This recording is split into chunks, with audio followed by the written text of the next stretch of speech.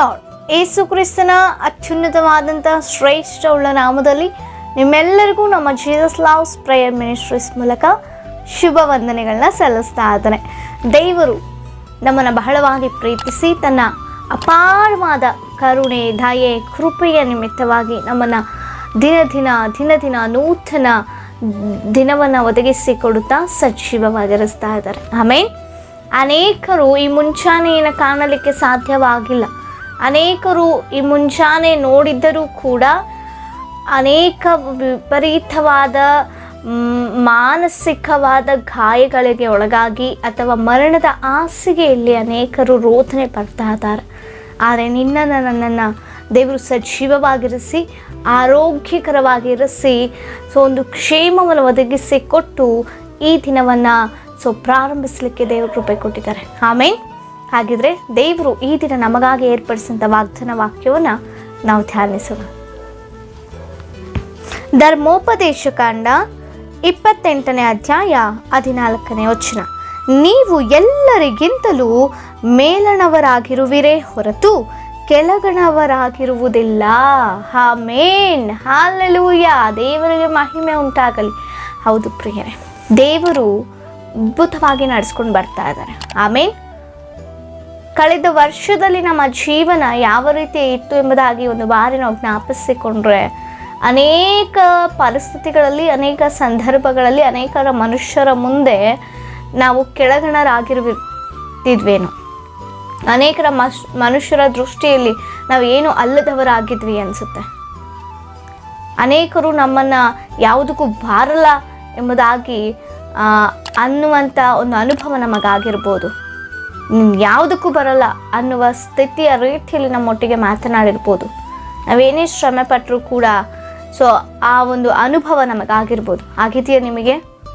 ಹಾಗೆ ದೇವರು ಹೇಳ್ತಾ ಇದ್ದಾರೆ, ನಾವು ಎಲ್ಲರಿಗಿಂತಲೂ ನಮ್ಮನ್ನು ಅಂದವರು ಜ್ಞಾನವಂತರಾಗಿರ್ಬೋದು. ಅವ್ರು ನೆನೆಸಿ ನನ್ನ ರೀತಿಲಿ ಈಕೆ ಕೆಲಸ ಮಾಡಲಿಕ್ಕಾಗಲ್ಲ, ನನ್ನ ರೀತಿ ಈತ ಬುದ್ಧಿ ಮಾತುಗಳನ್ನ ಹೇಳಿಕ್ಕಾಗಲ್ಲ, ಜ್ಞಾನವನ್ನು ಪಡೆದುಕೊಳ್ಳಿಕ್ಕೆ ಸಾಧ್ಯ ಆಗೋದೇ ಇಲ್ಲ, ನನ್ನಂಥ ಜಾಣನಲ್ಲ, ಪೆದ್ದಿ ಅಂತ ಹೇಳಿರ್ಬೋದು, ಏನು ಬರಲ್ಲ ಅಂತ ಹೇಳಿರ್ಬೋದು, ಅವರು ನೆನೆಸಿರ್ಬೋದು. ಆದರೆ ಅದೇ ದೇವರು ನಮಗೆ ತಿಳಿಸ್ತಾ ಇದ್ದಾರೆ, ಜ್ಞಾನವಂತರು ಮುಂದೆ ಆಗಿದೆ, ಜ್ಞಾನವಂತರನ್ನು ನಾಚಿಕೆ ಪಡಿಸುವುದಕ್ಕಾಗಿ ನಿನ್ನನ್ನು ನನ್ನನ್ನು ಆರಿಸಿಕೊಂಡಿದ್ದು. ಹಲ್ಲೆಲೂಯಾ, ಆಮೇನ್.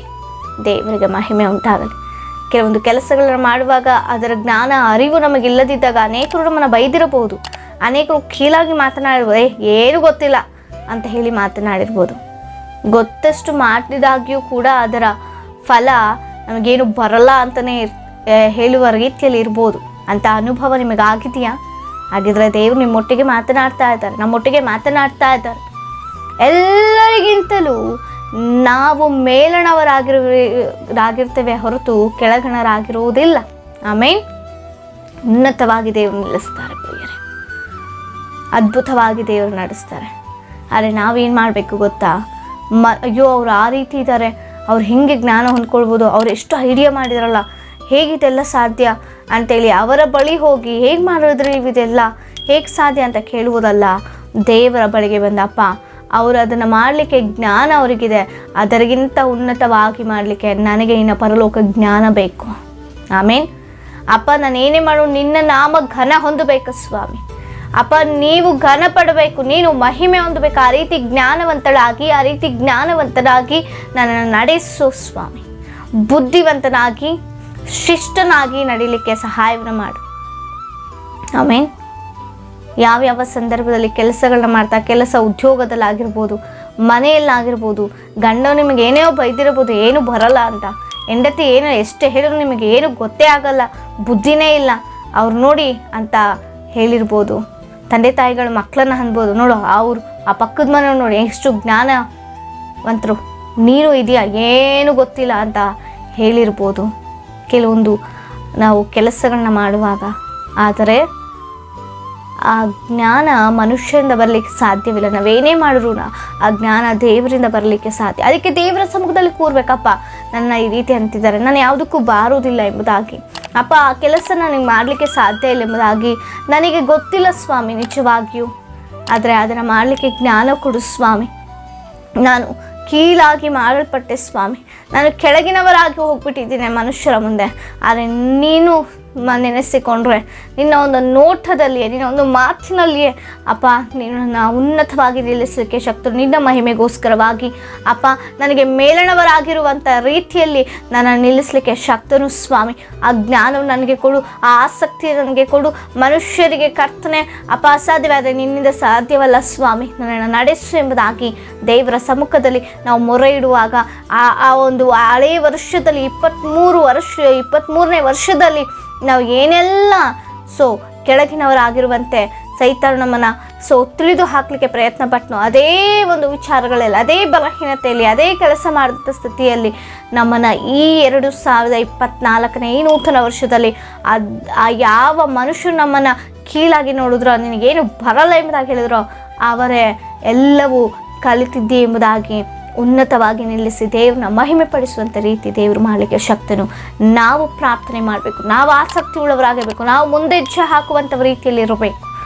ನನಗೆ ಬರಲ್ಲ ಬಿಡು, ಎಲ್ಲರೂ ಹಾಗೆ ಅಂತಿದ್ದಾರೆ ಅಂತ ನಾವು ಸುಮ್ಮನೆ ಕೊಟ್ಟರೆ ನಿಜವಾಗಿಯೂ ಅದು ಬರದಂತೆಯೇ ಹೋಗುತ್ತೆ ನಮ್ಮ ಜೀವನದಲ್ಲಿ. ಆಮೇಲೆ ನಾವು ಕ್ರಿಸ್ತನ ಮಕ್ಕಳು, ಕ್ರಿಸ್ತನಿಗೆ ಅಸಾಧ್ಯವಾದದುಂಟಾ? ಇದಾಗಲ್ಲಪ್ಪ ದೇವರಿಗೆ ಅಂತ ಹೇಳಲಿಕ್ಕೆ ಸಾಧ್ಯವಾ? ಕ್ರಿಸ್ತನಿಗೆ ಹೇಳಲಿಕ್ಕೆ ಸಾಧ್ಯವಿಲ್ಲ. ಕ್ರಿಸ್ತನಿಗೆ ಎಲ್ಲವೂ ಸಾಧ್ಯ. ಆದರೆ ಕ್ರಿಸ್ತನ ಮಕ್ಕಳಿಗೂ ನಾವು ಪ್ರಯತ್ನ ಪಟ್ಟರೆ ನನ್ನ ದೇವರ ಬಲವನ್ನು ಹೊಂದಿಕೊಳ್ಳುವಂಥ ನಾವೆಲ್ಲವನ್ನು ಮಾಡಲಿಕ್ಕೆ ಶಕ್ತರಾಗ್ತೇವೆ. ಆಮೇನ್. ಏನನ್ನ ನಾವು ಬರಲ್ಲ ಎಂಬುದಾಗಿ, ನನಗಾಗಲ್ಲ ಎಂಬುದಾಗಿ ನೆನೆಸ್ತೇವೋ ಆ ವಿಚಾರವನ್ನು ದೇವರ ಸಮ್ಮುಖದಲ್ಲಿ ಇಟ್ಟು ಪ್ರಾರ್ಥಿಸುವಾಗ, ಪ್ರಯತ್ನ ಪಡುವಾಗ ದೇವರು ಖಂಡಿತವಾಗಿಯೂ ಅದನ್ನು ಬದಲಾಯಿಸಲಿಕ್ಕೆ ಶಕ್ತನಾಗಿದ್ದಾನೆ. ನಿಮ್ಮ ಏನೇ ವಿಜ್ಞಾಪನೆಗಳಿದ್ರು ನಮಗೆ ತಿಳಿಸಿಕೊಡಿ, ನಾವು ನಿಮಗಾಗಿ ಪ್ರಾರ್ಥನೆ ಮಾಡ್ತೇವೆ. ಬಲಹೀನತೆಯಲ್ಲಿ ದೇವರು ಬಲವನ್ನು ಒದಗಿಸಿಕೊಡ್ತಾರೆ. ಆಮೇಲೆ ಪ್ರಾರ್ಥಿಸಿಕೊಳ್ಳೋಣ. ಪರಿಶುದ್ಧನಾದಂಥ ದೇವರೇ, ಅಪ್ಪ ಸ್ತೋತ್ರ. ಅಪ್ಪ, ನಾವೆಲ್ಲರಿಗಿಂತಲೂ ಮೇಲಣವರಾಗಿ ನೀವು ಇರಿಸ್ತೀರ ಹೊರತು ಕೆಳಗಣವರಾಗಿರುವುದಿಲ್ಲ ಸ್ವಾಮಿ. ಅಪ್ಪ, ನಮ್ಮನ್ನು ತಲೆಯಾಗಿ ಇರಿಸ್ತೀರ ಹೊರತು ಕರ್ತನೆ ಬಾಲವಾಗಿರಿಸೋದಿಲ್ಲ ಸ್ವಾಮಿ. ನಮ್ಮನ್ನು ಉನ್ನತವಾಗಿ ನಿಲ್ಲಿಸ್ತೀರ ಹೊರತು ಕರ್ತನೆ ನಮ್ಮನ್ನು ಅಪ್ಪ ಅಧೀನ ಸ್ಥಿತಿಗೆ ಬರಮಾಡೋದಿಲ್ಲ ಸ್ವಾಮಿ. ಅಪ್ಪ, ಯಾರ್ಯಾರು ಅಪ್ಪ ಕಳೆದ ವರ್ಷಗಳಲ್ಲಿ ಕರ್ತನೆ ಅಪ್ಪ ಇಂಥ ಕೆಳಗಣ ಸ್ಥಿತಿಗೆ ಹೋಗಿದ್ದಾರೋ ಅಪ್ಪ, ಅವ್ರನ್ನೆಲ್ಲ ಕರ್ತನೆ ಈ ನೂತನ ವರ್ಷದಲ್ಲಿ ಬಲವನ್ನು, ಜ್ಞಾನವನ್ನು, ಶಕ್ತಿಯನ್ನು, ಬುದ್ಧಿಯನ್ನು ನೀನು ಒದಗಿಸಿಕೊಟ್ಟು ನಮ್ಮೆಲ್ಲರನ್ನ ಮೇಲಣವರಾಗಿ ನಮ್ಮನ್ನು ನಿಲ್ಲಿಸು ಎಂಬುದಾಗಿ ಪ್ರಾರ್ಥಿಸುತ್ತಾ, ನಿನ್ನ ನಾವು ಮಾತ್ರವೇ ಮಹಿಮೆ ಹೊಂದಿಸುವಂತೆ ನಮ್ಮನ್ನು ಸಾಕ್ಷಿಯಾಗಿ ನಿಲ್ಲಿಸು ಎಂಬುದಾಗಿ ಬೇಡಿಕೊಳ್ಳುತ್ತಾ ಯೇಸುವಿನ ನಾಮದಲ್ಲಿ ಎಲ್ಲವನ್ನ ಬೇಡಿ ಹೊಂದಿದ್ದೇವೆ ಜೀವವುಳ್ಳ ಪರಲೋಕದ ಪರಮ ತಂದೆಗೆ. ಆಮೇನ್. Praise the lord.